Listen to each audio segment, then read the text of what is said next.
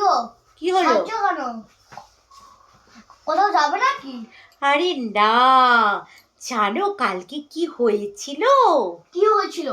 আরে কালকে না একটা ছেলে আমার দিকে তাকাতে তাকাতে ড্রেনের মধ্যেই পড়ে গেছিল। বলো কি? আরে হ্যাঁ, আমি ভাবলাম ছেলেটা বুঝি আমার দিকে তাকাতে তাকাতেই পড়ে গেছিল, তার জন্যই আমি একটুখানি আয়নাতে দেখে দেখছি আমি এত সুন্দরী হয়ে গেছি।